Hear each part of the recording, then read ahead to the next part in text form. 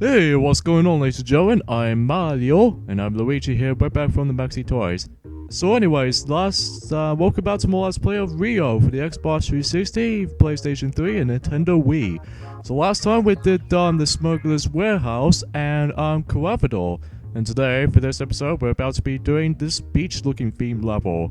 Drop fruit on the nasty Morissette to score points. Hit the Moretto for bonus points. You'll lose points if you hit your friend Luis.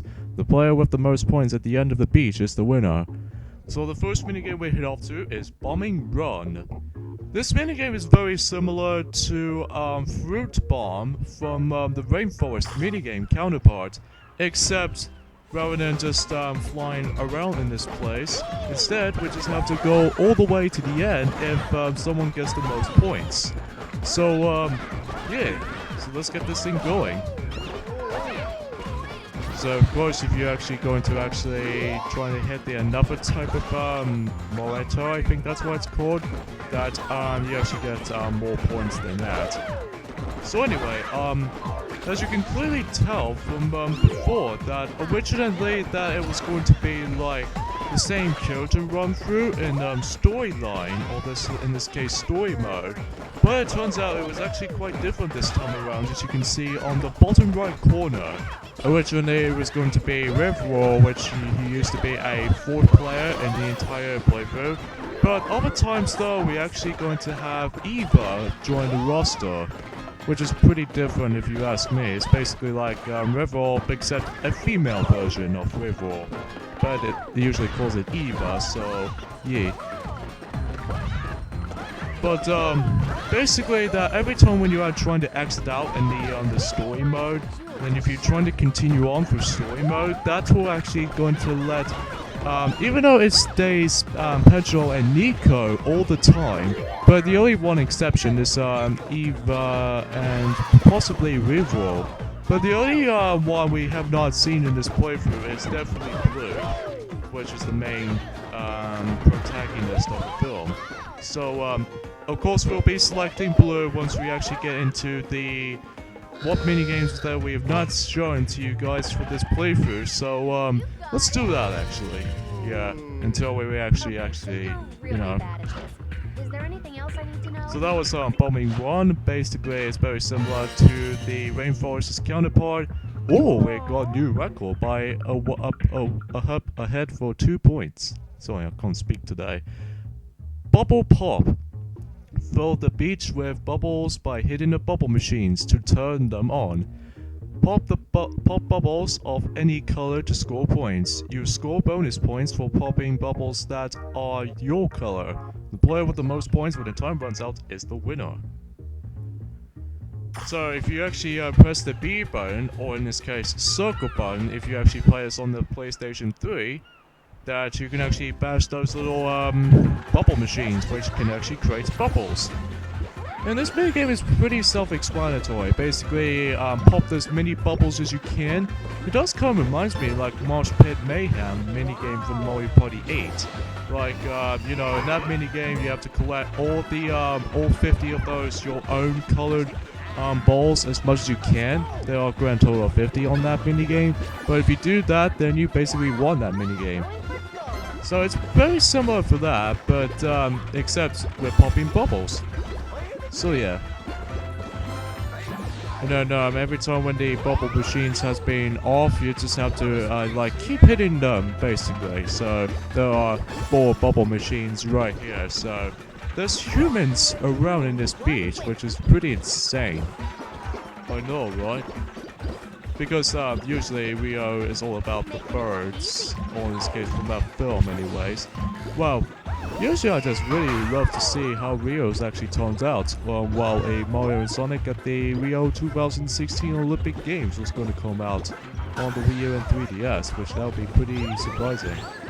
Speaking of such, Mario, that you remember how we actually watched recently the E3 2014 version of the trailer? That we actually saw one of the Sonic Boom characters named Styx the Badger.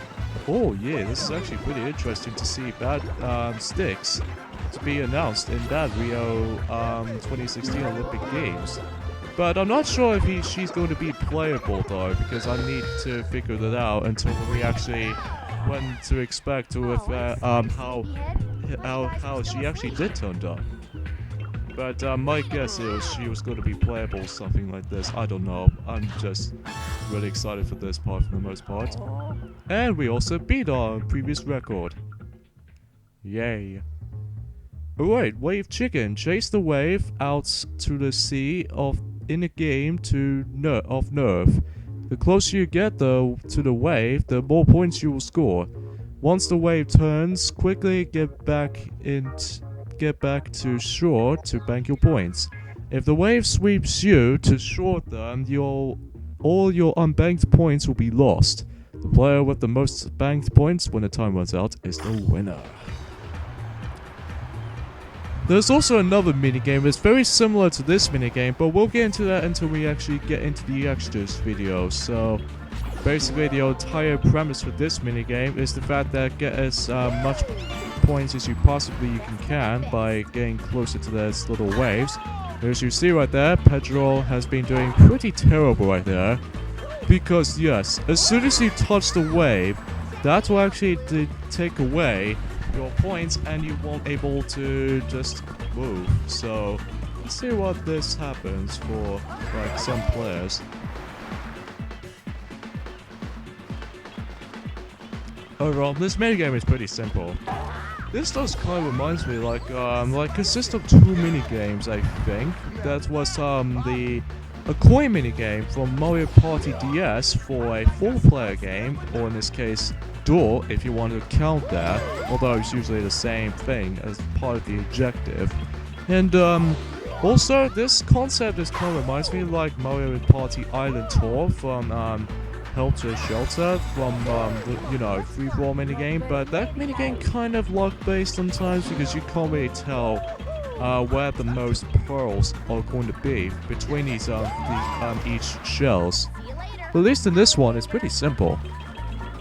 Thankfully though, if you have a defense item, that will not only does it gives you like go all the way back to the VD in the shore, but you can also protect your unbanked points. Yeah, which is really helpful if you're considering how you are having trouble with this minigame, especially on hard mode. Then you can basically use that defense item so that you can protect it as your shield. Yeah, that was little Copacabana beach. I think that's what it's called. I think out of all the minigames we actually played for Luigi, I think the beach level themed levels, minigames are very, very fun. Especially if it's probably one of my favorite bunch of minigames as far as the stage is concerned. Next to Rio Street. You're still in the game. So yeah. Maybe this is finally your turn to triumph. Okay then, so let's see the results here. Oh yeah, Copacabana Beach. So we're gonna head up to the next stage, in this case, next sets of minigames.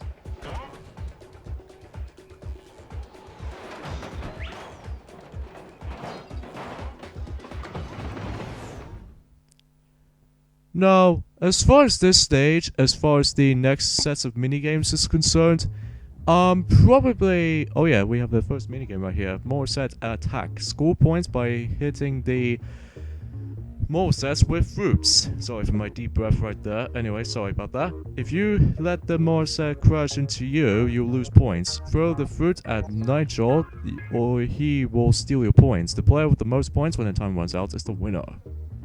It's basically like the ones from Rio Street, except it feels more like a space horror type of minigame. Like you shoot those players or shoot these little monkeys or enemies that usually if you get hit, then you're probably going to like... Although it's not like the arcade style of minigames, some sort of like back in Space Horror is 1 and 2. That is basically a Sega game, basically. Oh, you stupid Nigel. Anyway, anyways, as I was gonna say from originally, of all the minigames we're actually gonna be going through from, this stage is actually called Fruit Market. And, personally, this is probably one of my least favorite stages, especially in terms of minigames is concerned. It's mostly because I'm not very good at these. I'm really not. Because as far as I'm aware, that we're actually doing pretty terrible at this right now. And not to mention that we always constantly losing points from Nitro for them sometimes. But it's just whatever when we trying to get into like trying to attack those monkeys. Although granted, it will be easier with the Wii pointer, but it might be a little even though we haven't grabbed the Wii version of this game. So, and thus not to mention, if you hit Nitro a couple of times or so, then you can basically score your bonus points. Like for instance, for example, Eva is actually in the lead, so that if she attacks Nitro, she actually gives her some bonus points. But yeah, not very good at this one. I'm just not, because it's really impossible. But it does seem pretty cool though. But just not very good at it. But luckily though, Mario, we actually got ourselves a trophy so that we can catch up to our points. Yeah. So, overall, not a big fan of that one. It's just how it is to me.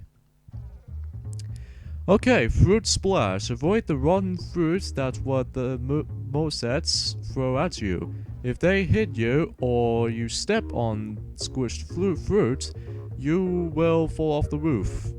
If you're the last one on the roof, you win the round. Win 2 rounds to win the game. This minigame seems kind of similar to Snow Way Out, also from Mario Party 8.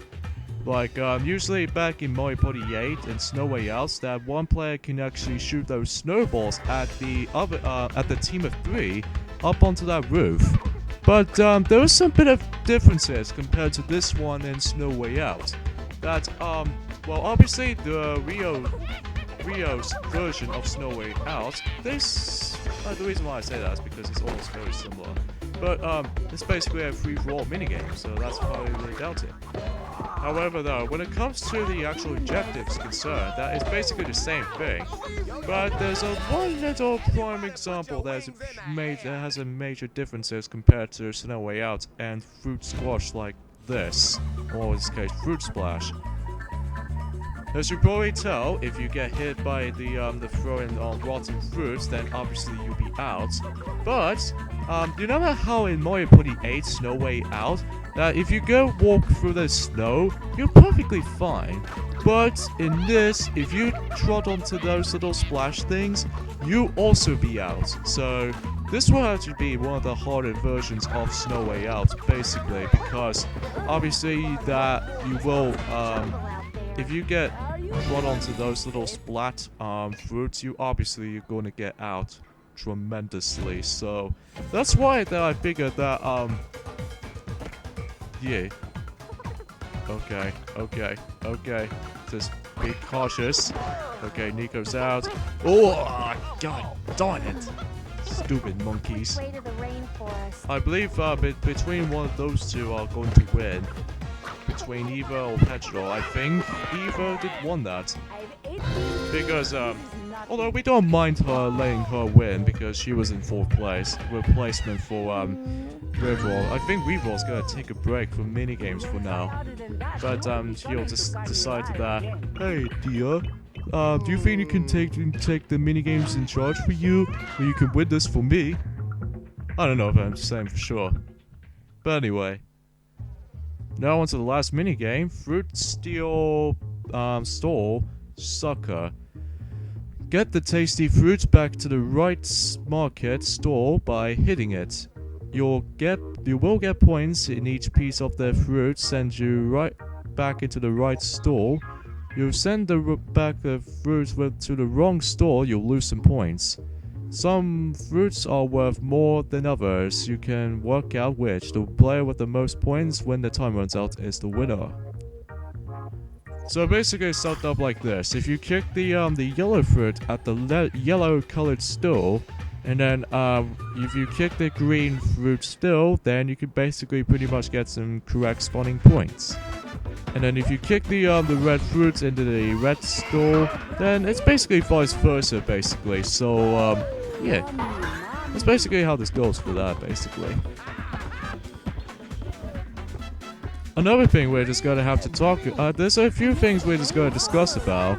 about the new amiibo informations is that for some reason that there was a brief trailer of a surprisingly a new amiibo that was gonna come out until I don't know what time does it going to be released, but the amiibo is called the Shovel Knight amiibo.